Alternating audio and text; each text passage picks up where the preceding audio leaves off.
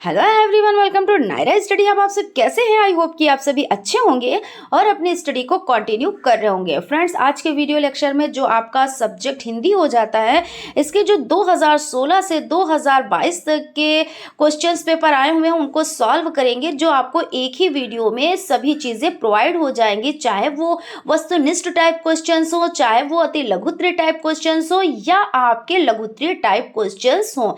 यानी मान के चलिए ये आपकी मैराथन क्लास हो जाती है, जो आपको हर एक चीज यहीं पे आपको प्रोवाइड हो जाएगी। अगर आपने ये वीडियो देख लिया और अच्छे से चीजों को समझ लिया तो आपको और अलग चीजों को देखने की जरूरत नहीं पड़ेगी। ठीक है ना फ्रेंड्स?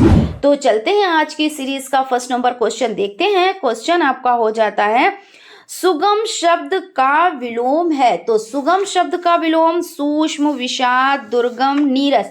तो सुगम का हो जाता है आपका दुर्गम, यानी कि आपका सा ऑप्शन राइट हो जाता है।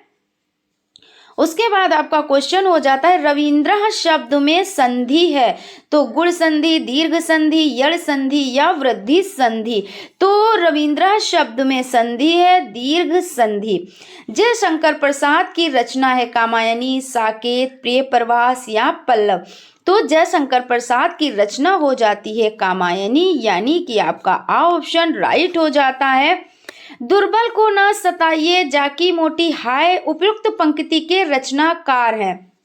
तो ये बहुत फेमस पंक्ति है और आप सभी को पता होगा, बहुत अच्छे से आपकी रटी हुई होगी कि देखिए इसके जो रचनाकार हो जाते हैं वो कबीर दास जी हो जाते हैं, जो कि आपको आ ऑप्शन में ही मिल जाता है। दमक का तुकांत शब्द है। तो तुकांत मतलब क्या होता है? जो एक जैसे वर्ड, जैसे दमक, धमक, चमक, है ना, इस तरह से सब एक जैसे मिलते चले जाते हैं। तो जैसे जब कोई गेम खेलते हैं हम लोग, तो उसमें इस तरह के गेम खेले जाते हैं ना, तो ये इसमें हो जाता है, अंताक्षरी में इस तरह का हो जाता है। तो वही चीज है, दमक का तुकांत शब्द धमक हो जाता है, यानी कि सा ऑप्शन आपका राइट हो जाता है।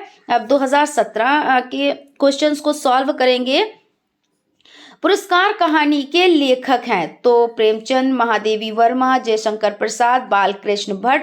तो पुरस्कार कहानी के लेखक जयशंकर प्रसाद हो जाते हैं, यानी कि आपका जो थर्ड ऑप्शन है वो आपका राइट हो जाता है।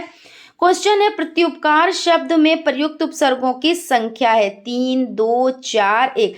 तो प्रत्युपकार, प्रति प्लस उपकार, यानी कि 2। सेकंड ऑप्शन आपका राइट हो जाता है। रेखांकित शब्द में प्रयुक्त समास है। तो रेखांकित शब्द में प्रयुक्त समास कौन सा है? तो अव्ययभाव समास, तत्पुरुष समास, कर्मधारय समास या बहुब्रीहि समास। तो आपका तत्पुरुष समास हो जाता है, यानी कि आपका सेकंड ऑप्शन राइट हो जाता है। शताब्दी एक्सप्रेस के समय पर पहुंचने की संभावना है। किस प्रकार का वाक्य है? तो संकेतवाचक, विस्मयवाचक या संदेशवाचक या विधानवाचक। तो संदेशवाचक तो कुछ भी नहीं होता है, यहाँ पे मिसप्रिंट था, तो हमने उसी तरह से आपको समझाने के लिए चीज की कि जो पेपर में आया था तो आपका इसी तरह से आया था, लेकिन यहाँ पे संदेहवाचक यानी मिसप्रिंट था। तो आपका यही जो सा ऑप्शन हो जाता है, यानी थर्ड ऑप्शन हो जाता है, वो राइट हो जाता है। क्वेश्चन है, शुद्ध वर्तनी वाले शब्द का चयन करें। उपर्युक्त, उपर्युक्त, उपरोक्त या उपरोक्त। तो उपयुक्त यानी कि सेकंड ऑप्शन आपका राइट हो जाता है। चलते हैं नेक्स्ट क्वेश्चन की तरफ, यानी कि यहाँ पे आपके हो जाएंगे 2018 के, है ना। क्वेश्चन है आपका, मेघदूत किस रचनाकार की कृति है? माँ की, भारवी की, कालिदास की या भास की। तो मेघदूत जो रचना है वो आपकी कालिदास की हो जाती है, यानी कि सा ऑप्शन आपका राइट हो जाता है। सूर्योदय में कौन सी संधि है? तो गुण संधि, दीर्घ संधि, अनुस्वार या वृद्धि संधि। तो सूर्योदय में आपकी गुण संधि हो जाती है। कौन सा शब्द अविभाव समास का उदाहरण है? सज्जन, प्रत्येक, गजारूढ़ या द्विपाद। तो कौन सा शब्द अविभाव समास का उदाहरण है? तो प्रति प्लस एक, प्रत्येक, ये हो जाता है अशुद्ध शब्द की पहचान कीजिए। तो यहाँ पे प्रभु, प्रणाम, प्रतिष्ठा, प्रकांड। तो देखिए अशुद्ध शब्द जो गलत है वो सही यहाँ पे माना जाएगा, है ना। तो प्रणाम ये सही है यानी ये गलत हो जाता है, प्रतिष्ठा ये भी सही है ये गलत हो जाता है, इसी तरह से लिखा जाता है। प्रकांड भी आपका सही है इसलिए ये भी गलत हो जाता है, और प्रभु गलत है इसलिए सही हो जाता है। क्यों? क्योंकि प्रभु आपका इस तरह से लिखा जाता है, यानी ऑप्शन आपका राइट हो जाता है।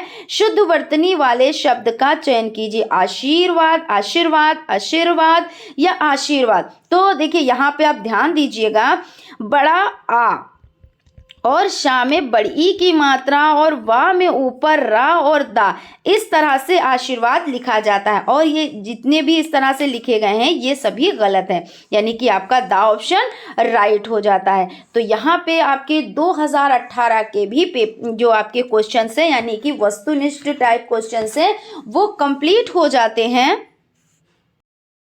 यहाँ पे 2019 के पेपर यानी क्वेश्चन सॉल्व करेंगे। जमीन पक गई, जयशंकर प्रसाद का या सुभद्रा कुमारी चौहान का या केदारनाथ सिंह का या अज्ञे जी का। तो यहाँ पे आपका जो आंसर हो जाता है वो केदारनाथ सिंह का हो जाता है, यानी कि आपका जो थर्ड ऑप्शन है वो राइट हो जाता है। जमीन पक गई किसकी है? तो केदारनाथ सिंह का। देवेंद्र शब्द में संधि है, तो देव प्लस इंद्र, यानी यहाँ पे देखिए देवेंद्र है तो देवेंद्र शब्द में संधि है तो गुण संधि हो जाती है कि इंद्र हमें क्या देते हैं? गुण देते हैं। इस तरह से आप याद रख सकते हैं ये सब चीजें याद करने के लिए, ठीक है ना। तो देवेंद्र क्या है? तो गुण संधि। तुम अपने कार्य में सफल रहो, वाक्य किस प्रकार का है? तो इच्छावाचक, संकेतवाचक, आज्ञावाचक या संदेहवाचक। तो देखिए किसी को आप आशीर्वाद देंगे तो वो क्या है? वो इच्छा पे निर्भर करता है, यानी कि इच्छावाचक हो जाता है, यानी आप पहला ऑप्शन आपका राइट हो जाता है। स्वच्छ शब्द का अर्थ है, तो स्वच्छ साफ सुथरा, तो स्वच्छ जो साफ सुथरा होता है दूसरी तरह से लिखा जाता है ना, आधा स व आधा च और छा, लेकिन यहाँ पे आधा सा व और छा। छाती, कंधा, सुंदर आंख, तो स्वच्छ मतलब होता है सुंदर आंख। सुंदरता शब्द में संज्ञा है, तो जातिवाचक संज्ञा, व्यक्तिवाचक संज्ञा, भाववाचक संज्ञा या समुदायवाचक संज्ञा। तो इसमें आपका जो आंसर हो जाता है यानी सुंदरता शब्द में संज्ञा है तो भाववाचक संज्ञा हो जाती है। थर्ड ऑप्शन आपका राइट हो जाता है। अब चलते हैं 2020 के क्वेश्चन सॉल्व करते हैं। साकेत महाकाव्य के रचनाकार हैं अयोध्या सिंह उपाध्याय, मैथिली शरण गुप्त, सियाराम शरण गुप्त या माखनलाल चतुर्वेदी। तो साकेत महाकाव्य के रचनाकार हो जाते हैं मैथिली शरण गुप्त, यानी कि आपका जो बा ऑप्शन है वो राइट हो जाता है। उच्चारण के समय ध्वनियों के समुचित आरोह अवरोह को कहते हैं स्वराघात, लय, गति, विराम। तो इसमें जो दोनों के समय क्या होता है? आरोह अवरोह की, कभी थोड़ा ज्यादा उस पे निपात यानी जोर दे के बात की जाती है, कभी थोड़ा हल्के स्वर में, कभी तेज, तो उसको क्या कहते हैं? तो स्वराघात कहते हैं, यानी कि ऑप्शन आपका राइट हो जाता है। अनुस्वार के बाद यदि पा वर्ग का व्यंजन आता है तो अनुस्वार का उच्चारण होता है। तो यहाँ पे आप समझ लें क्योंकि इसमें डिटेल में डिस्कस कर चुके हैं। तो यहाँ पे जैसे कंपन होता है, कंपन, तो पा से पहले क्या होता है? तो आधा माँ, तो इस तरह से ये आधा माँ, यानी देखिए हलंत लगा है तो आधा माँ ही तो हुआ। अब यहाँ पे हम ऐसे करके हलंत लगा देते तो कंपन, तो आधा माँ माना जाता है, यानी कि बा ऑप्शन। ज़्यादा डिटेल में नहीं गए हैं क्योंकि ज़्यादा डिटेल में अगर चीज़ें देखनी है तो आप प्लेलिस्ट में जाकर वहाँ पे वीडियो सर्च करके वहाँ पे आप देख सकते हैं, ठीक है ना। आवारा मसीहा के लेखक है विष्णु प्रभाकर, विष्णु गुप्त, शिवपूजन, कन्हैयालाल मिश्र, प्रभाकर। तो इसमें आपका आंसर जो हो जाता है वो हो जाता है विष्णु प्रभाकर, यानी कि यह ऑप्शन आपका राइट हो जाता है। काव्य की आत्मा है रस, छंद, अलंकार, उपर्युक्त सभी। अब इसमें उपर्युक्त सभी आप देख के और इसी पे ज्यादातर हमने लोगों को देखा है कि उपर्युक्त सभी पे टिक कर देते हैं और बाद में पूछो किस पे किया तो बोलेंगे उपर्युक्त सभी तो था।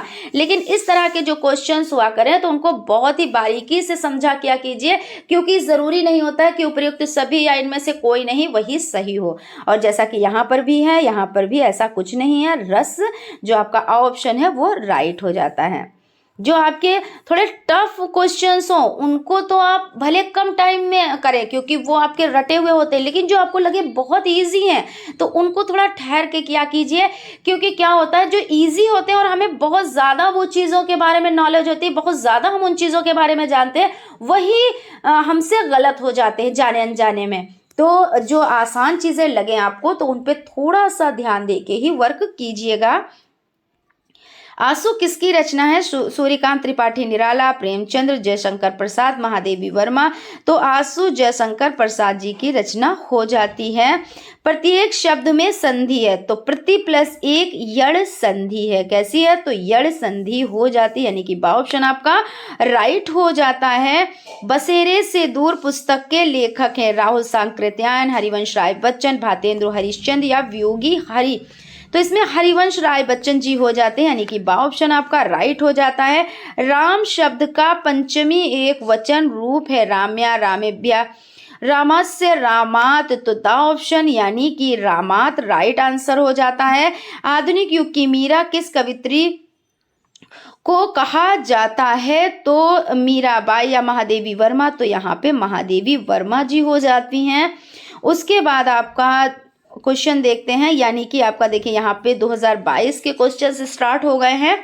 चांद का मुंह टेढ़ा है रचना है किसकी? जयशंकर प्रसाद, गजानन, माधव मुक्ति बोध, रविन्द्रनाथ टैगोर, सुमित्रा नंदन पंत।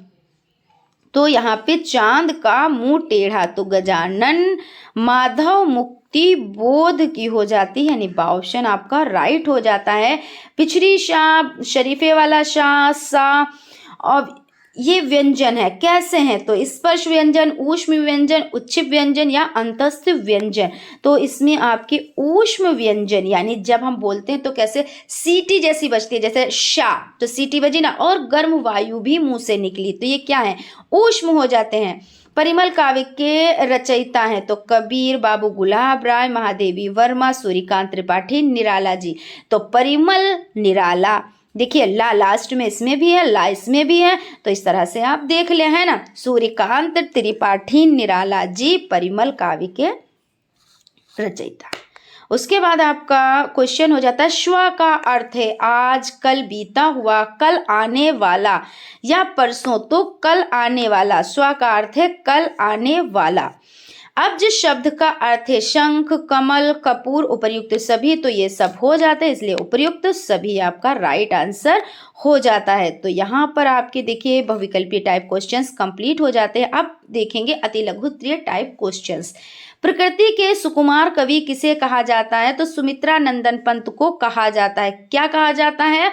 तो प्रकृति के सुकुमार कवि कहा जाता है। निम्नलिखित शब्दों के एक एक समानार्थी शब्द लिखिए। खग और धरती, तो खग का पक्षी और धरती का वसुधा। सर्वरूह शब्द का क्या अर्थ है? तो सर्वरूह शब्द का अर्थ है कमल के समान। तुलसीदास जी के गुरु कौन थे? तो तुलसीदास जी के गुरु नरसिंह दास थे। हिंदी गद्य की दो विधाओं के नाम लिखिए। तो कहानी, नाटक, उपन्यास, ये सभी हो जाते हैं। यहाँ पे दो पूछे गए तो आप दो लिख दें, अगर 3-4 भी लिख देंगे तो कोई दिक्कत नहीं है, आप टाइम के अकॉर्डिंग वर्क कीजिएगा। हालांकि ज़्यादा लिखने की कोई ज़रूरत नहीं है, लेकिन जितना अच्छा लिखेंगे, जितने अच्छे तरीके से आप लिख पाएंगे, परफॉर्मेंस कर पाएंगे। कहते नहीं कि भीड़ में किसी की नहीं पहचान होती है, लेकिन अलग पहचान बनाने के लिए आपको लाइन बनानी पड़ती है और उसमें अपना नंबर लाना होता है। तो मैं जो कह रही हूँ वो इशारा कर रही हूँ, तो आप लोग उसको समझ रहे होंगे, है ना। क्योंकि एक जैसे तो सभी होते हैं और अपने आप को निखारने के लिए, अपने आप को दिखाने के लिए कुछ डिफरेंट करना रहता है। निम्नलिखित संस्कृत शब्दों के हिंदी में अर्थ लिखिए। तगाढ़ा, निरपा। तो तगाढ़ा मतलब तालाब, निरपा मतलब राजा। अब यहाँ पे 2017 के क्वेश्चन सॉल्व करेंगे। फटी न जाके पांव बिवाई, सो का जाने पीर पराई। कहावत का अर्थ स्पष्ट कीजिए। जिसके पैरों में बिवाई अर्थात दरार हो जाती है और इस कारण जो पीड़ा होती है, उस पीड़ा को कोई अन्य नहीं समझ पाता, उसी प्रकार दुखी या पीड़ित व्यक्ति का दर्द कोई अन्य नहीं समझ पाता। और ये चीज़ तो बिल्कुल ही सही है। अभी आपके कहीं पे पेन हो रही हो तो वो पेन आप ही समझ सकते हो, कोई दूसरा नहीं समझ सकता, क्योंकि वो तो कुछ और ही कहेगा, अरे ये ऐसे ही कह रहे हैं, इनको काम ना करना पड़े इसलिए ये कह रहे हैं, ये बहाना बना रहे हैं, ऐसा होता है। लेकिन जिसकी पीड़ा होती है वही वो पीड़ा का दर्द यानी वो पीड़ा समझ सकता है ना, उसको जो तकलीफ होती है। अनुप्रास अलंकार का एक उदाहरण लिखिए। जहां एक ही वर्ण या दो से अधिक बार आए वहां अनुप्रास अलंकार होता है। यानी चारु चंद्र की चंचल किरणें खेल रही हैं जलथल में, यानी यहाँ पे चार वर्ण एक से अधिक बार आया है ना, तो यहाँ पे क्या है, अनुप्रास अलंकार है। आकर्षण, कृतज्ञ, जागृत व मुक्ति शब्दों के विलोम लिखिए। तो आकर्षण, प्रतिकर्षण, कृतज्ञ, अकृतज्ञ, जागृत तो सुषुप्त, मुक्ति बंधन। अच्छे से देख लीजिएगा इसको, ठीक है ना। आकर्षक, प्रतिकर्षण, कृतक, आकृतक, जागृत, सुषुप्त, मुक्ति बंधन। जो अपने से उत्पन्न हो वाक्यांश के लिए एक शब्द लिखिए तो स्वयभू हो जाता है। अब यहाँ पे स्टार्ट करेंगे 2018 के क्वेश्चंस। हिमालय से गंगा निकलती है, वाक्य किस प्रकार का कारक, क्योंकि गंगा निकल रही है यानी अपनी जगह को छोड़कर, है ना, तो इस वाक्य में पंचमी विभक्ति होगी, क्योंकि अलग होने के योग में पंचमी विभक्ति होती है और जहां पे अलग होता है वहां पे अपादान कारक होता है। पुष्प शब्द के चार पर्यायवाची शब्द लिखिए। तो फूल, कुसुम, प्रसून, सुमन ये सब हो जाते हैं। संधि, सुगम, सूक्ष्म एवं स्वतंत्र शब्दों के विलोम शब्द लिखिए। तो संधि विच्छेद, सुगम का दुर्गम, सूक्ष्म का स्थूल, स्वतंत्र का प्रतंत्र हो जाता है। नयन एवं नायक शब्दों का संधि विच्छेद कीजिए। तो नयन, नय प्लस अन नयन, और आपका ये कौन सी है, तो अयादि संधि। नयन अयादि संधि, अयादि यानी आंख, आ से आंख, आ से अयादि, तो ऐसे याद रखेंगे, नयन मतलब आंखी, तो नायक, नय प्लस अक, अयादि संधि, है ना। तो यहाँ पे ये हो जाती है। सम उपसर्ग लगाकर चार चार शब्द बनाए तो सम्यक, संकल्प, संताप, संपत्ति ये सब हो जाते हैं। शब्द किसे कहते हैं लिखिए। वर्णों के ऐसे मेल या पद को जिसमें पूर्ण, यहाँ पे देख लेते हैं, जिसमें पूर्ण अर्थ का बोध हो उसे शब्द कहते हैं। शब्द की उत्पत्ति वाक्यों से होती है। एक या अनेक वर्णों से बनी सार्थक ध्वनि को शब्द कहते हैं। उसका कुछ ना कुछ अर्थ होता है, परंतु कभी कभी इसका स्पष्ट अर्थ नहीं होता। परिभाषा के द्वारा देख लेते हैं। हम शब्द की परिभाषा निम्न प्रकार कर सकते हैं। कैसे? निश्चित अर्थ को अभिव्यक्त करने वाले वर्णों के समूह को शब्द कहते हैं, जैसे मोहन, पुस्तक आदि ये सब हो जाते हैं। उसके बाद यहाँ पे 2019 स्टार्ट हो जाते हैं। 2019 के क्वेश्चंस को सॉल्व करेंगे। प्रकृति का सुकुमार कवि किसे कहा जाता है? तो सुमित्रा नंदन पंत। देखिए रिपीटेड क्वेश्चन है, यानी आप लोगों के लिए इंपॉर्टेंट हो जाता है। श्लेष अलंकार की परिभाषा लिखिए। तो श्लेष जहां पर कोई एक शब्द एक ही बार आता है लेकिन उस शब्द के अर्थ भिन्न भिन्न निकलते हैं तो वहां श्लेष अलंकार होता है। अब आप चीजों को समझिए।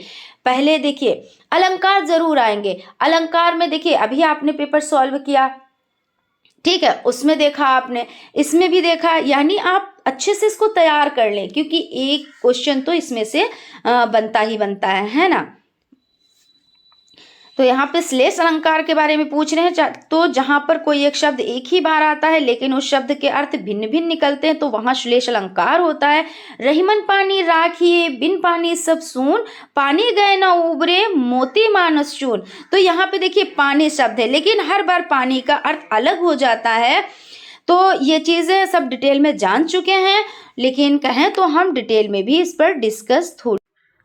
देखिए इसमें पानी के तीन अर्थ हैं। तो पहला आपका हो जाता है पानी का अर्थ चमक हो जाता है ना, कि रहीमन पानी राखिए, बिन पानी सब सून, चमक यानी मोती के पक्ष में। फिर उसके बाद प्रतिष्ठा, प्रतिष्ठा के रूप में बताया गया है कि मनुष्य के पक्ष में अगर मनुष्य में प्रतिष्ठा ना हो तो वो क्या, मनुष्य बेकार है। और फिर जल, तो दूसरा अब क्या बताया गया यहाँ पे, मोती मानस चून। अगर यहाँ पे क्या है, अगर पानी नहीं है तो भी वो खराब हो जाएगी, यानी कि जल, है ना। तो इस तरह से आपका हो जाता है। प्र उपसर्ग से बनने वाले दो शब्द बताए। तो प्रकोप, प्रकार। यहाँ पे ये चीज ध्यान रखिएगा कि उपसर्ग पूछ रहे हैं या प्रत्यय। उपसर्ग यानी आगे, छोटा ऊ से उपसर्ग और इसमें आगे, है ना। तो आप प्रा लगाकर उपसर्ग से तो प्रकार ऐसे तो बना, फिर पर हार पर कोप, इस तरह से आप लिखेंगे। लेकिन पहले इसको समझेंगे कि ये कह क्या रहा है, कैसे, कहाँ पे क्या करना है। और उपसर्ग और प्रत्यय तो मैं जितनी बार ये क्वेश्चंस आता है, जितनी बार उपसर्ग प्रत्यय की बात होती है, तो मैं डिटेल में चीज़ों को बताती हूँ। जो पुरुष अभिनय करे वाक्यांश के लिए एक शब्द लिखिए तो अभिनेता, और जो स्त्री अभिनय करे वो अभिनेत्री। तत्र एकः विशालः सरोवरः अस्ति का हिंदी में अनुवाद कीजिए। तो तत्र एकः विशालः सरोवरः, विशाल मतलब बड़ा, सरोवरः मतलब तालाब, एकः एक, तत्र वहाँ एक बड़ा तालाब है। हरि शब्द का तृतीया विभक्ति और एक वचन का रूप लिखिए। तो हरि शब्द का तृतीया विभक्ति एक वचन हरिणा हो जाता है। अब अतिलघु उत्तरीय टाइप क्वेश्चन 2020 के स्टार्ट हो गए हैं। अनिवार्य संस्कृत में उच्चारण दोष के दो प्रमुख कारण बताइए। वर्णों के उच्चारण को करते समय जीभ को दबाना तथा वर्णों को मुख से काट देना, वर्णों को बोलते समय नाक में से सुर निकालना। नीति का श्लोक, कोई एक श्लोक लिखिए। तो रूप यौवन संपन्ना विशाल कुलम संभवा विद्याहीना न शोभन्ते निर्गंधा इव किंशुका। यानी यहाँ पे क्या बताया गया है आपको? पहली बात तो यहाँ पे हिंदी अनुवाद नहीं बताया, कहा गया है कि करने के लिए, लेकिन जितने अच्छे से आप कर पाएंगे उतना ही अच्छा रहता है चीज़ों को। जैसे आपने यहाँ पे श्लोक लिखी और उसके बाद उसका हिंदी अनुवाद भी कर दिया तो और भी अच्छी बात है, ठीक है। तो यहाँ पे कह रहे हैं रूप यौवन संपन्ना विशाल कुलम संभवा विद्याहीना न शोभन्ते निर्गता किंशुका।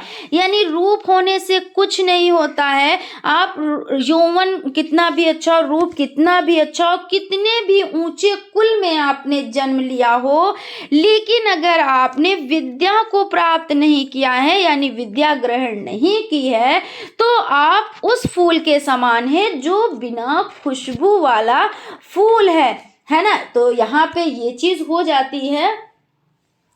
उसके बाद देखते हैं कहानी के दो प्रमुख प्रकारों के नाम लिखिए। तो दो प्रकार लिखने, ऐतिहासिक कहानी तथा धार्मिक कहानी भी होती है ना। वास्तविक कहानी और काल्पनिक कहानी भी होती है। घटना प्रधान कहानियां, मनोवैज्ञानिक कहानियां भी होती है, चरित्र प्रधान कहानियां, तो आप लिख सकते हैं। उसके बाद आपका क्वेश्चन हो जाता है क्षत्रिय वाला छाप वर्ण किन वर्णों के संयोग से बना है।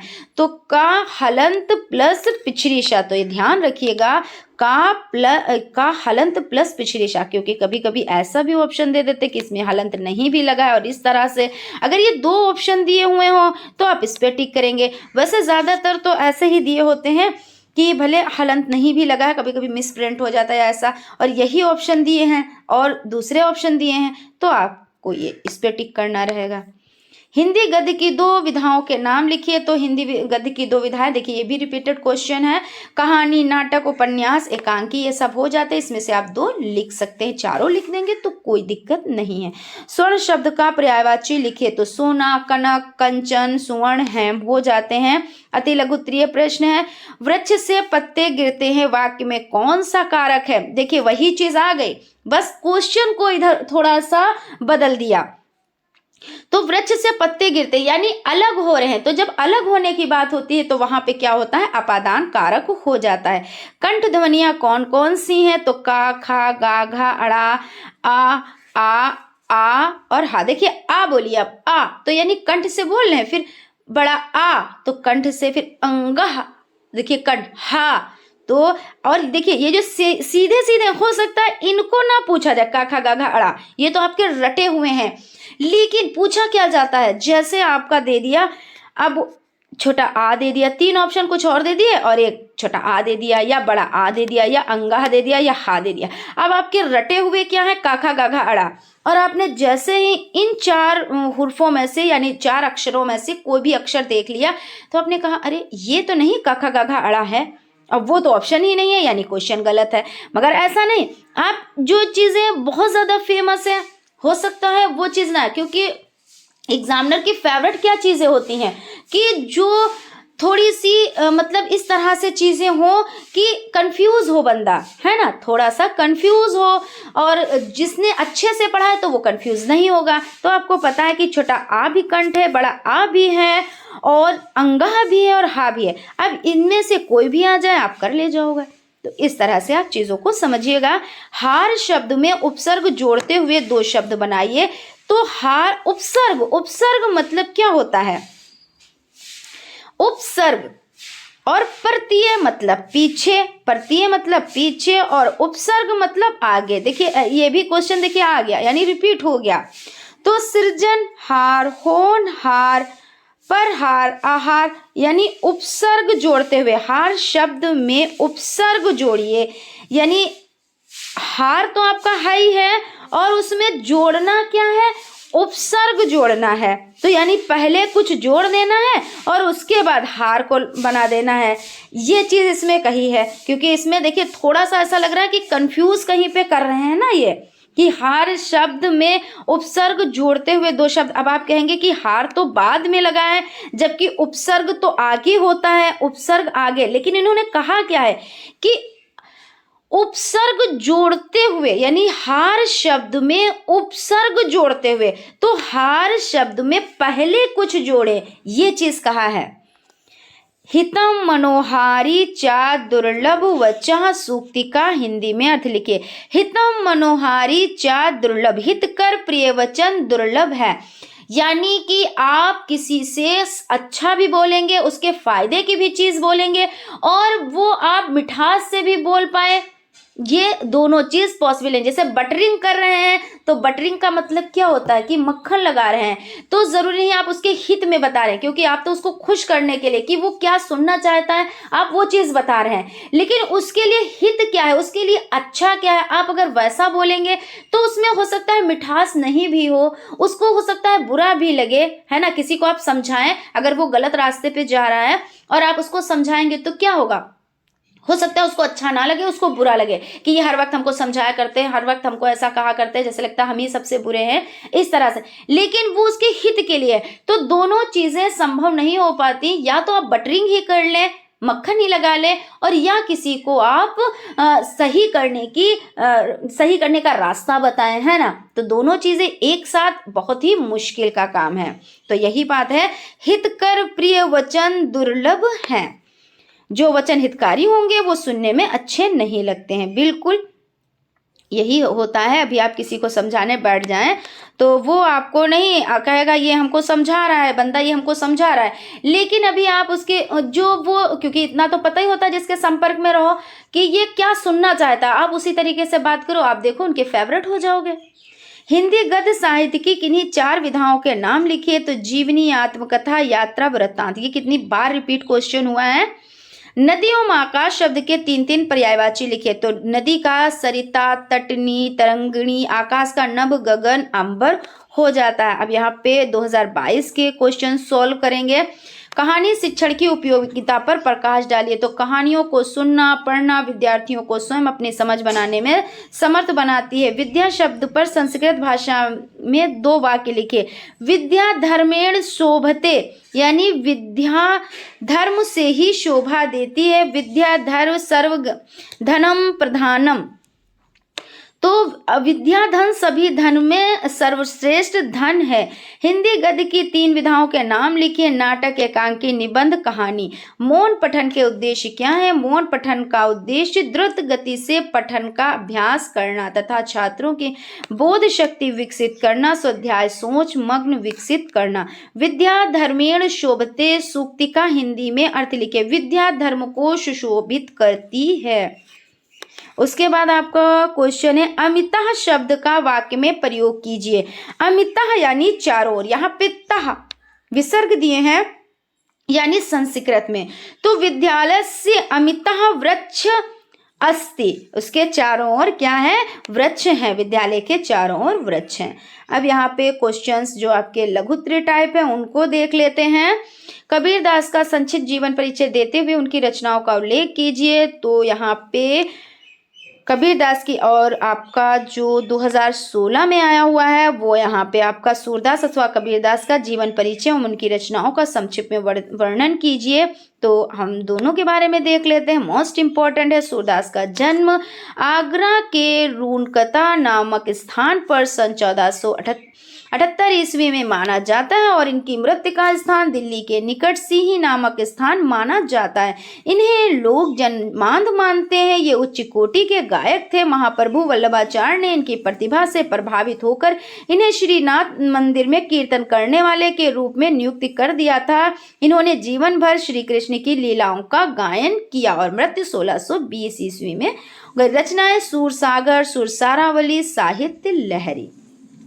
तो फ्रेंड्स, आप लोगों को सेशन अच्छा लग रहा होगा। अगर सेशन अच्छा लग रहा है तो प्लीज़ एक लाइक ज़रूर करें और अगर अभी तक आप लोगों ने चैनल को सब्सक्राइब नहीं किया है तो प्लीज़ सब्सक्राइब कर लें और बेल आइकन को भी ज़रूर प्रेस कर लें। और यहाँ पे कबीरदास जी के बारे में देख लेते हैं। प्रमाणिक तथ्यों के आधार पर यह माना जाता है कि कबीरदास जी का जन्म 1398 ईस्वी में बनारस में और मृत्यु सन 1518 ईस्वी में मगहर में हुई थी। जनश्रुति के आधार पर इन्हें एक विधवा ब्राह्मणी के गर्भ से उत्पन्न माना जाता है। इस ब्राह्मणी ने इन्हें लोक अपवाद के भय से लहरतारा नामक तालाब के किनारे फेंक दिया था, जहां से जुलाहा दंपति नीरू तथा नीमा ने इन्हें उठा लिया और इनका पालन पोषण किया। बड़े होकर इन्होंने जुलाहे का धंधा अपनाया। जुलाहे का धंधा करते हुए इनके हृदय में ज्ञान प्राप्त करने की इच्छा जागृत हुई। इसलिए ज्ञान प्राप्ति के लिए इन्होंने महात्मा रामानंद जी को अपना गुरु बनाया। कबीर का विवाह लोई नामक महिला से हुआ और इन्हें 2 बच्चे हुए, पुत्र कमाल तथा पुत्री कमाली। कबीर मस्त मौला फकीर थे। इन्होंने नाथपंथी अभूतों, मुल्लाओं तथा पंडितों को उनके बाह्य आडंबरों के लिए फटकारा। इन्होंने हिंदू तथा मुसलमान दोनों को सहयोग का पाठ पढ़ाया। उनके व्यक्तित्व तथा विचारों से प्रभावित होकर उनके सैकड़ों अनुयायी बन गए। रचनाएं कबीर ने विभिन्न उपदेश दिए जिन्हें उनकी मृत्यु के बाद उनके शिष्यों ने बीजक में संग्रह किया। इनके 3 भाग हैं। कबीर की साखियां दोहों के रूप में है। इनमें सैद्धांतिक उपदेशों और समाज सुधार संबंधी शिक्षा की प्रधानता है। शब्द गय पद है। इनमें प्रेममय भक्ति की अभिव्यक्ति है। रामायणी चौपाई और दोहों के रूप में। पठ धातु का लट लकार प्रथम पुरुष तीनों वचनों के रूप में लिखिए। तो पठ धातु का लट लकार प्रथम पुरुष एक वचन, द्विवचन और बहुवचन। तो एक वचन अपठत, द्विवचन अपठताम, बहुवचन अपठन। यहाँ पे हो जाता है। निम्नलिखित पंक्तियों का भाव स्पष्ट कीजिए। रहीमन पानी राखिए, बिन पानी सब सून, पानी गए न उबरे, मोती मानस चून। तो यहाँ पे आपका हो जाता है भावार्थ। कबीर रहीम कहते हैं कि पानी अवश्य रखना चाहिए क्योंकि पानी के बिना सब सूना हो जाता है अर्थात व्यर्थ हो जाता है। यानी यहाँ पे देखिए, पानी चले जाने से कोई मूल्य नहीं रह जाता, क्योंकि यदि मोती का पानी उसकी आब या कांति चली गई तो वो बेकार हो जाता है। उसी प्रकार मनुष्य में पानी यानी आत्मसम्मान चला गया तो वो प्रतिष्ठाहीन मनुष्य 2 कौड़ी का भी नहीं रह जाता। और इसी प्रकार चूने में से पानी जल चला जाता है तो चूना बेकार हो जाता है। प्रधानाध्यापक एवं इत्यादि शब्दों का संधि विच्छेद कीजिए। तो प्रधानाध्यापक प्रधान प्लस अध्यापक और इत्यादि इति प्लस आदि। देवनागरी लिपि क्या है? विभिन्न देशों की भाषा तथा लिपि विभिन्न भिन्न होती है। हिंदी हमारी कागजी राष्ट्रीय भाषा है और इसकी लिपि देवनागरी लिपि अर्थात हिंदी भाषा जिस लिपि में लिखी जाती है उसका नाम देवनागरी लिपि है। मात्रा किसे कहते हैं? स्पष्ट कीजिए। तो व्यंजनों में भिन्न भिन्न उच्चारणों के निमित्त उनके साथ स्वर जोड़े जाते हैं और उस समय स्वर के बदलते हुए रूप को मात्रा कहा जाता है। प्रत्येक स्वर की मात्रा इस प्रकार है। छोटा आ, बड़ा आ, छोटी ई, बड़ी ई, छोटा ऊ, बड़ा ऊ, ऋण। देखिए ये मात्राएं हैं। देखिए बड़ा आ की ये हो गई, फिर छोटी ई की मात्रा इस तरह से होती है और बड़ी ई की मात्रा इधर होती, फिर छोटा ऊ और बड़ा ऊ की मात्रा इस तरह ऋण, ए, आए, ओ, आओ ये हो जाते हैं। व्यंजन से आप क्या समझते हैं?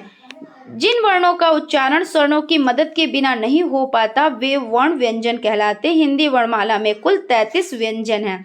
विषय और शैली के अनुसार निबंध के भेद बताइए। निबंध के भेद विचारात्मक, भावात्मक, वर्णनात्मक, विवरणात्मक ये सभी हो जाते हैं।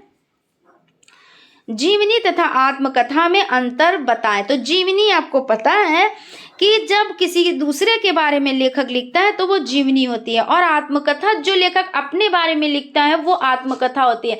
अब जीवनी देखिए काल्पनिक भी हो सकती है। जीवनी भाई हमें किसी के बारे में इतनी जानकारी तो है नहीं, कुछ सही कुछ गलत ये लिखा जाता है, लेकिन आत्मकथा हमें अपने बारे में सब कुछ पता है, जो छोटी छोटी बातें हैं वो भी पता है, हर एक चीज पता है। यानी भाई अपने बारे में कौन नहीं जानेगा, तो वो चीज आत्मकथा हो जाती है, यानी उसमें सच्चाई होती है। और जीवनी में सच्चाई बहुत कम ही हो सकती है। भाई हमने किसी से किसी के बारे में जानकारी ली, तो किसी से किसी के बारे में जानकारी लेना तो क्या उसको भाई कैसे पता होगा किसी के बारे में, या उन्हीं जिनके बारे में हम लिखना चाहते हैं उन्हीं से हमने जानकारी ली तो उन्होंने हमें क्यों सारी बातें बताई। भाई सारी बातें तो कोई नहीं बता देगा अपनी बातें, है ना।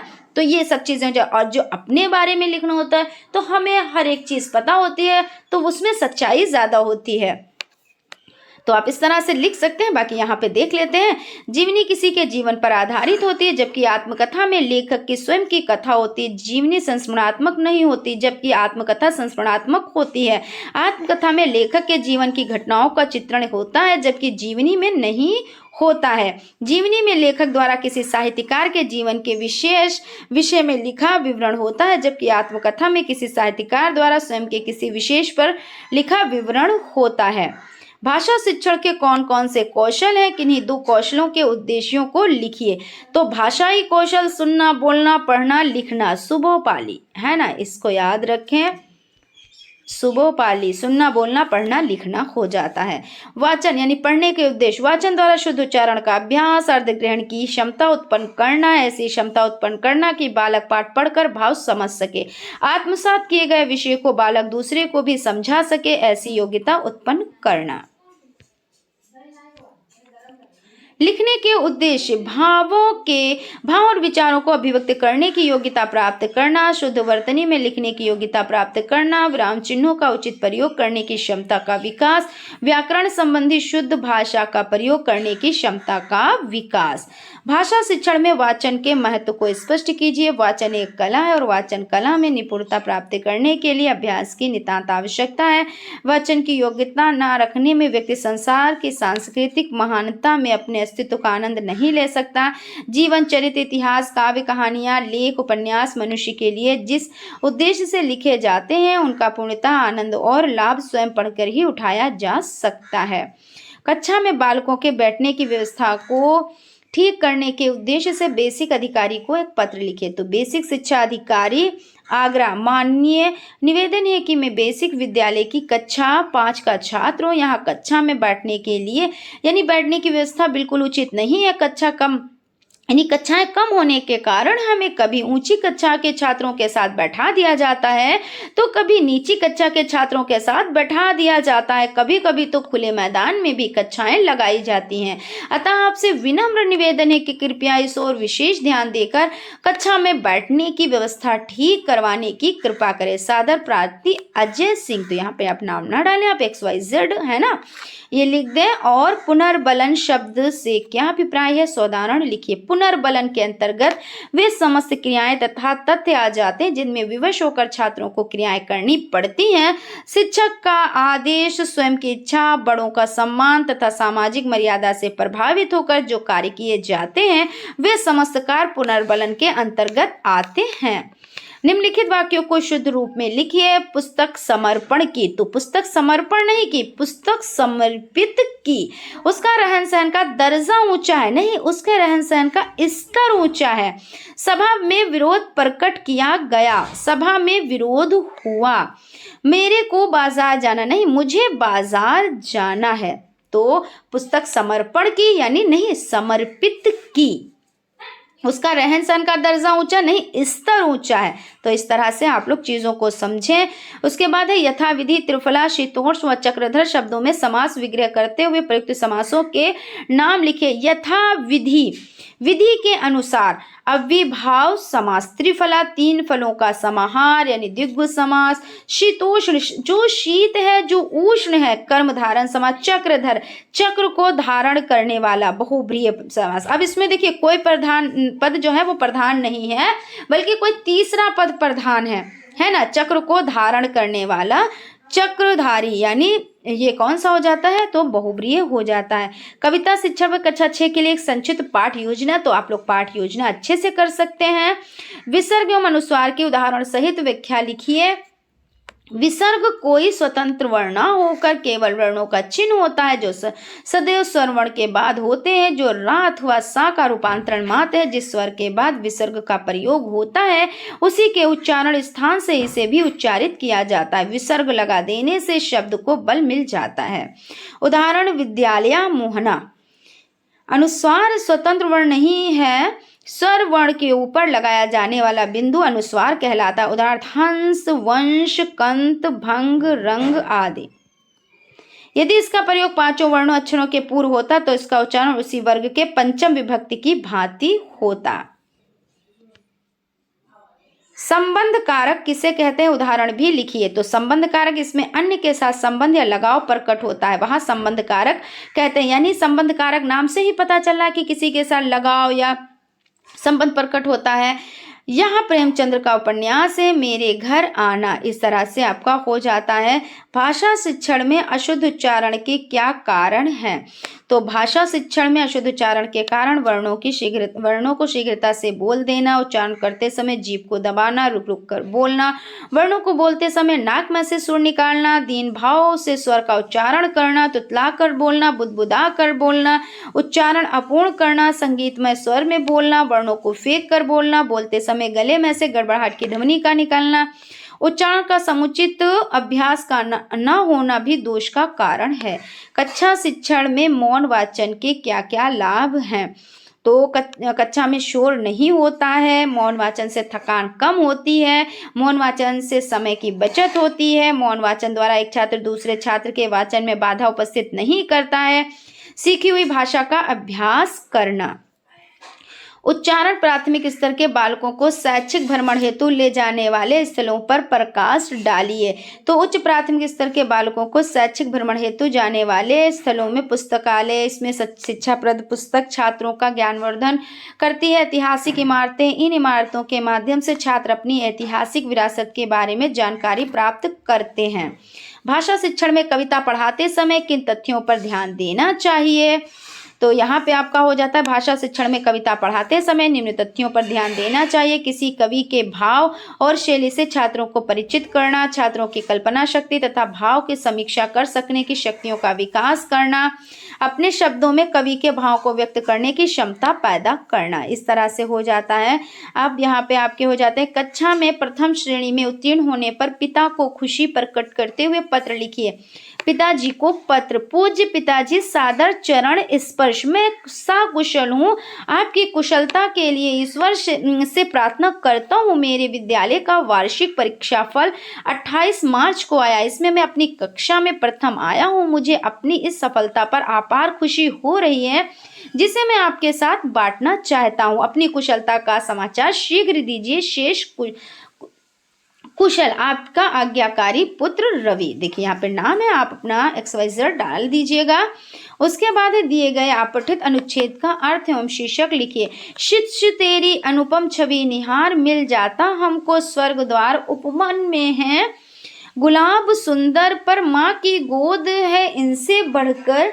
और आपका हो जाता है तेरी छवि है अपार झलमल, पर ये सब लगते धुंधले,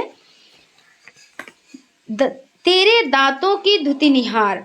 तो इसमें क्या है, तो अर्थ यहाँ पे समझ लेते हैं। बालक की सुंदर छवि को देखकर ऐसा लगता है कि हमको स्वर्ग की प्राप्ति हो गई है। बगीचे में ऐसे सुंदर गुलाब के फूल खिलते हैं, पर माँ की गोद इन गुलाब के फूल से भी बड़ी है। तेरी सुंदरता बेमिसाल है, पर तेरे दांतों की चमक के सामने यह सब धुंधले प्रतीत होते हैं। जीवनी तथा आत्मकथा में कोई 4 अंतर लिखिए। तो इस पे हम लोग देखिए डिटेल में डिस्कस कर चुके हैं, लेकिन फिर से देखेंगे। और देखिए कितनी बार ये क्वेश्चन 2020 का भी है, 2016, 2019, यानी आप लोगों के लिए वेरी वेरी इंपॉर्टेंट हो जाता है। जीवनी किसी के जीवन पर आधारित होती है, जबकि आत्मकथा में लेखक की स्वयं की कथा होती है। देखिए वही चीज़ की जीवनी क्या होती है कि हम जो लेखक होता है वो दूसरों के बारे में लिखता है, और आत्मकथा क्या करता है, आत्मकथा स्वयं अपने बारे में।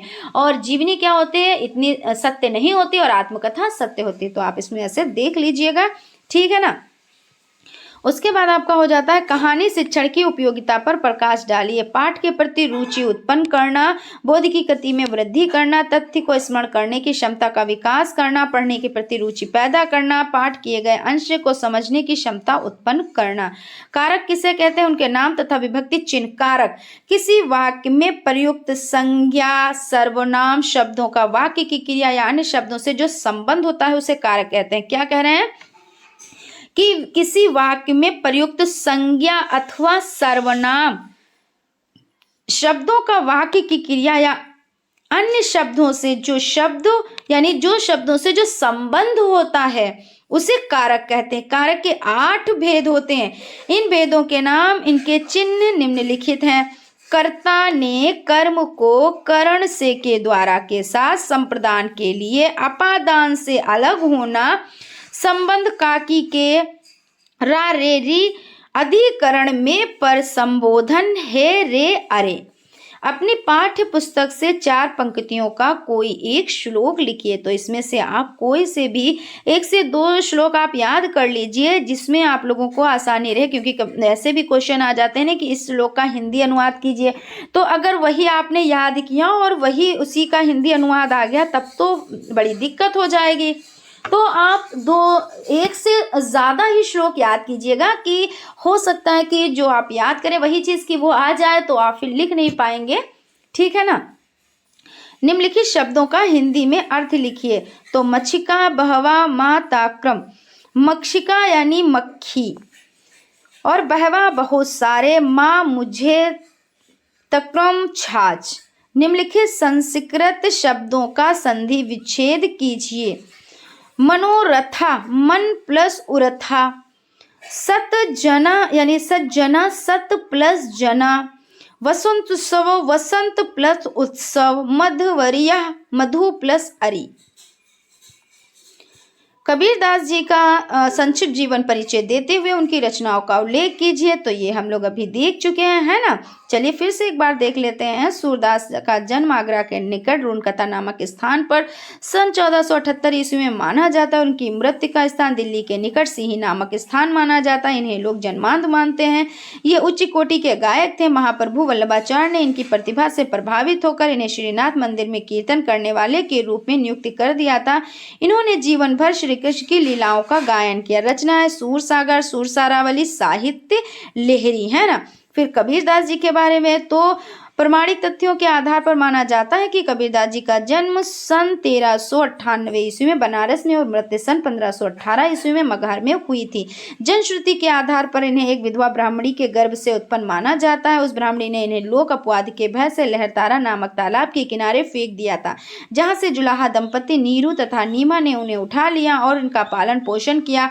बड़े होकर इन्होंने जुलाहे का धंधा अपनाया। जुलाहे का धंधा करते हुए इनके हृदय में ज्ञान प्राप्त करने की इच्छा जागृत हुई, इसलिए ज्ञान प्राप्ति के लिए इन्होंने महात्मा रामानंद जी को अपना गुरु बनाया। कबीर का विवाह लोई नामक महिला से हुआ और इन्हें 2 बच्चे हुए, पुत्र कमाल और पुत्री कमाली।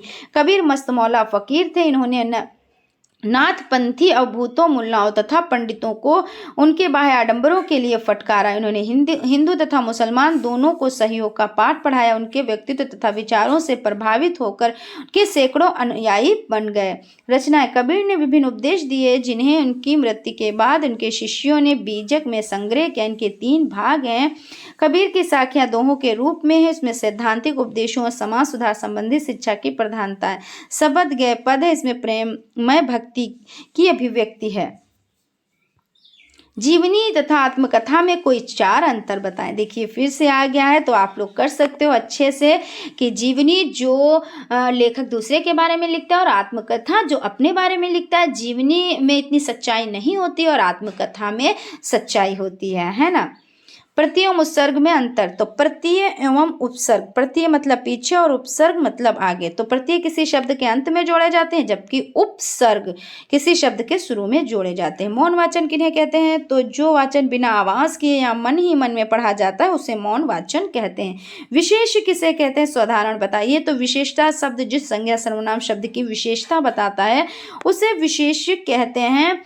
तान्या सुंदर बच्ची है तो सुंदर विशेषण है और तान्या विशेष। मुझे लाल गुलाब पसंद है तो लाल विशेष विशेषण हो जाता है और विशेष क्या है, गुलाब। हिंदी वाक्यों का संस्कृत में अनुवाद किए। पेड़ से पत्ते गिरते हैं तो वृक्षात् पत्राणि पतन्ते। राम घर जाता, राम गृहम गच्छति। अनुच्छेद का उचित शीर्षक चयन करते समय किन किन बातों का ध्यान रखना चाहिए? तो यहाँ पे हो जाता है शीर्षक प्रासंगिक होना चाहिए, शीर्षक बहुत संक्षिप्त होना चाहिए, शीर्षक एक शब्द अथवा एक वाक्यांश या एक छोटे वाक्य से अधिक नहीं होना चाहिए। अब यहाँ पे देख लेते हैं संस्कृत भाषा के उच्चारण में दोष के 5 कारण बताएं।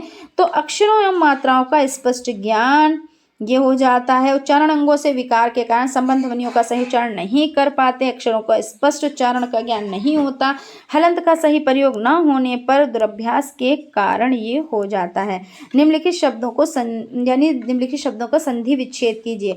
तो महोत्सव, महा प्लस उत्सव गुण संधि। तो इसको हमने बताया था कि भाई महोत्सव में आप गए, वहाँ पे आपको क्या मिली, मिठाई मिली, और गुड़ भी मीठा होता है, यानी गुड़ संधि, यानी महोत्सव महा उत्सव गुड़ संधि। पवन, प प्लस अन। तो पवन जो हवा होती है वो आग को बुझा देती है ना, तो हवा जैसे ही चली तो आग आयादी, है ना। यद्यपि, या से यद्यपि, या से यड़ संधि। तो ऐसे आप लोग याद रख सकते हैं। यात्रा वृत्तांत किसे कहते हैं? हिंदी के किन्हीं एक यात्रा वृत्तांत का नाम लिखिए। किसी स्थान में बाहर से आए व्यक्ति या व्यक्तियों के अनुभव के बारे में लिखे वृत्तांत को यात्रा वृत्तांत कहते हैं। यात्रा वृत्तांत का नाम है अरे यायावर रहेगा याद। इसके लेखक हैं अज्ञे। यात्रा वृत्तांत कौन है? अरे यायावर रहेगा याद, अज्ञे जी। नीचे लिखे नीति परक श्लोक का अर्थ लिखिए। अयम निजः परोवेति गणना लघुचेत साम उदार चरिताना तु वसुदेव कुटुंबकम। यह मेरा है, यह पराया है, इस प्रकार की गणना लघु चेतना वाले लोग ही करते हैं। उदार चरित्र वाले मनुष्यों के लिए तो पूरी पृथ्वी ही कुटुंबकम अर्थात परिवार है। यानी कहने का मतलब यहाँ पे ये है कि जिनकी छोटी सोच होती है वो कहते हैं कि ये मेरा है, मैंने तुमसे कुछ ऐसा किया, मैंने तुम पे एहसान किया, इस तरह से। लेकिन जो बड़ी सोच वाले होते हैं तो उनका क्या होता है, उनके लिए तो सारी दुनिया ही उनका परिवार है, और अपने परिवार के लिए करने में क्या एहसान है ना, तो कोई एहसान नहीं। तो यही चीज यहाँ पे हो जाती है। अयम निजा परोवेति गणना लघुचेत साम उदार चरिताना तु वसुदेव कुटुंबकम। निम्नलिखित शब्दों का हिंदी में अर्थ लिखिए। तो अभिधा यानी चारों ओर, ध्रुवम अवश्य, आने वाला, कल, संप्रतम, अब। ठीक है ना, तो इनको आप लोग देख लीजिएगा बहुत अच्छे से। अभिधा तो चारों ओर, ध्रुवम अवश्य, श्वा आने वाला, कल, और संप्रतम अब। निम्नलिखित शब्दों का संधि विच्छेद कीजिए। तो यहाँ पे सभी कर लेते हैं, हालांकि जो आपका 2021 में आया था तो ये और है ना, लेकिन कर लेते हैं तो वो तो अच्छी चीज हो जाएगी, तैयारी अच्छी हो जाएगी। विद्यार्थी, विद्या प्लस अर्थी, हिमाल, और यहाँ पे आपका हो जाता है पुस्तकालय, पुस्तक प्लस आलय पुस्तकालय, हिम प्लस आलय हिमालय, विद्या प्लस आलय विद्यालय, रवि प्लस इंद्र रवींद्र, रवि प्लस इंद्र यानी रवींद्र, हरि प्लस ईश हरीशा, मही प्लस ईशा महिषा, भानु प्लस उदय भानुदय, वधु प्लस उत्सवा वधुत्सवा।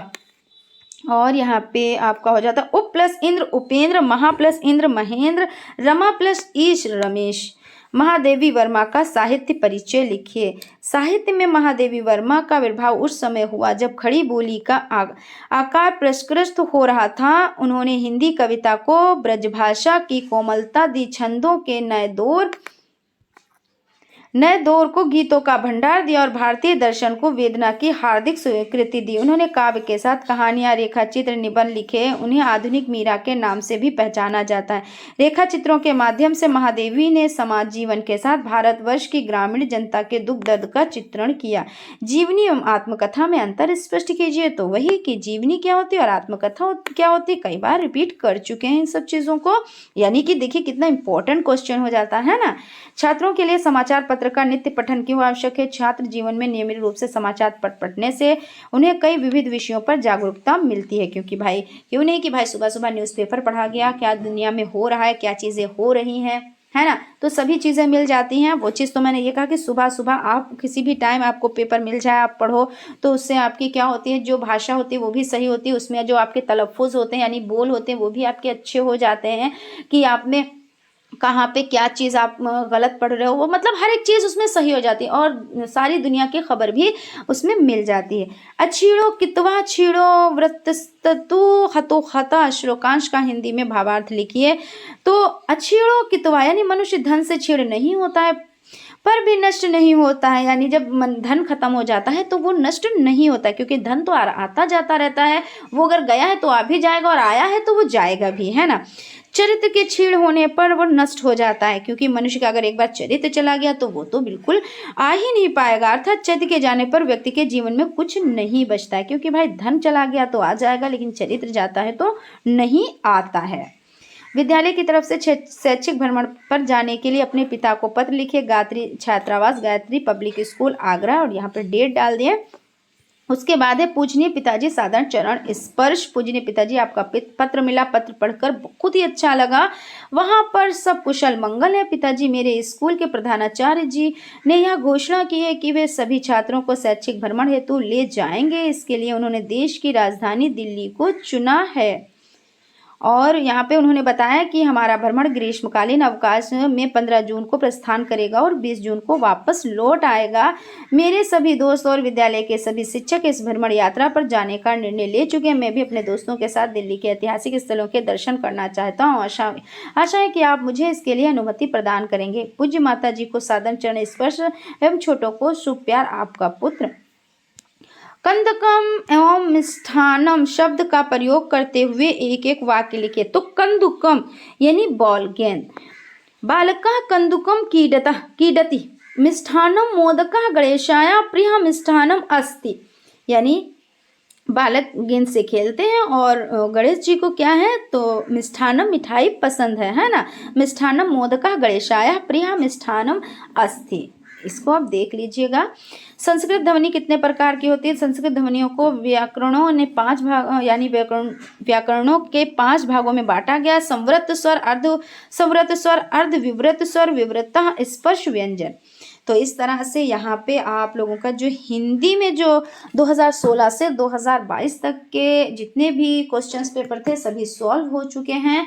आई होप आप लोगों को सेशन अच्छा लगा होगा। अगर सेशन अच्छा लगा है तो प्लीज़ एक लाइक ज़रूर करें, और अगर अभी तक आप लोगों ने चैनल को सब्सक्राइब नहीं किया है तो प्लीज़ सब्सक्राइब कर लें और बेल आइकन को भी ज़रूर प्रेस कर लें, जिससे कोई भी नोटिफिकेशन हो वो आप तक पहुंच सके। तो मिलते हैं नेक्स्ट क्लास में किसी और सब्जेक्ट की मैराथन को लेकर या इम्पोर्टेंट क्लास को लेकर। ठीक है ना फ्रेंड्स, तब तक आप लोग अपना ख्याल रखें और स्टडी को कंटिन्यू करें। Thank you.